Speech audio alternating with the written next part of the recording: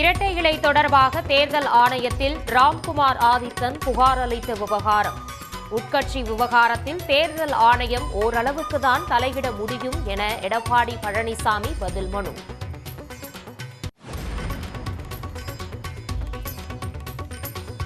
கன்னியாகுமரியில் திருவள்ளுவர் சிலை தோரண வாயிலுக்கு அடிக்கல் நாட்டினார் முதலமைச்சர் மு.க.ஸ்டாலின். பசுமை பூங்கா, திருக்குறள் கண்காட்சியை திறந்து வைத்து சிறப்பு மலரை வெளியிட்டார்.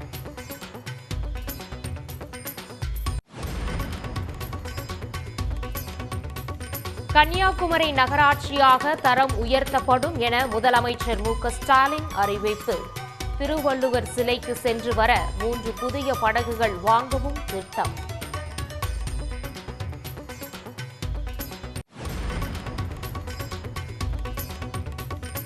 வள்ளுவர் சிலை வெள்ளி விழாவையொட்டி வள்ளுவ மாலை என்ற சிறப்பு பாடல் வெளியீடு. கமல்ஹாசனின் வரிகளில் A.R. ரகுமான் இசையில் உருவான பாடலுக்கு வரவேற்பு. PSLV C-60 மூலம் வெற்றிகரமாக விண்ணில் செலுத்தப்பட்ட விண்கலன்களின் புதிய வீடியோ.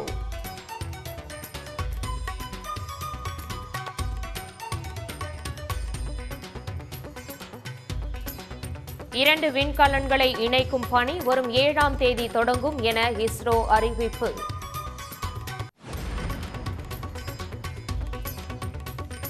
மேட்டூர் அணை முழு கொள்ளளவான 120 அடியை எட்டுகிறது. நடப்பாண்டில் 3வது முறையாக முழு கொள்ளளவை எட்டுவதால் விவசாயிகள் மகிழ்ச்சி.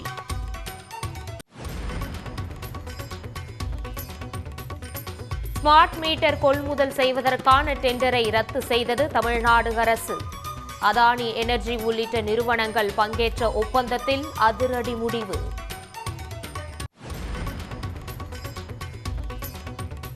மன்னார்குடி கலை கல்லூரி மாணவர்கள் வகுப்பு புறக்கணிப்பு. அண்ணா பல்கலைக்கழக மாணவிக்கு நீதி கேட்டு போராட்டம்.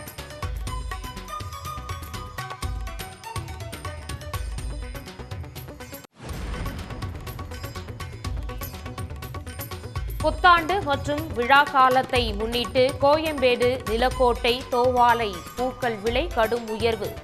1 கிலோ மல்லிகைப்பூ 3000 ரூபாய்க்கும் முல்லைப்பூ 2000 ரூபாய்க்கும் விற்பனை.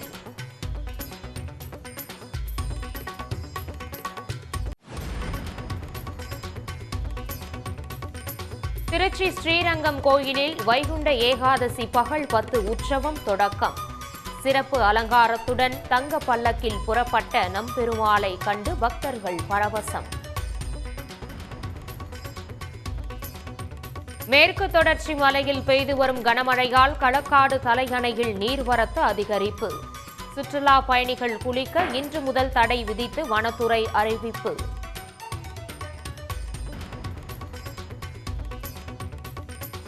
(2024) ஆண்டின் கடைசி சூரிய உதயம். நாடு முழுவதும் பல்வேறு இடங்களில் கண்டு சிலிர்த்த சுற்றுலா பயணிகள்.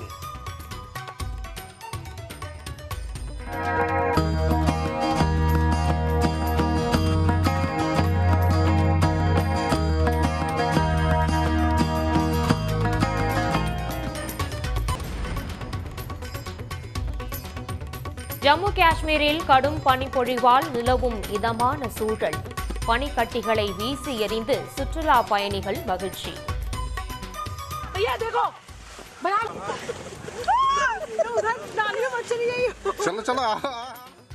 உடனுக்குடன் செய்திகளை தெரிந்து கொள்ள சன் நியூஸ் பெல் ஐகானை கிளிக் பண்ணுங்க.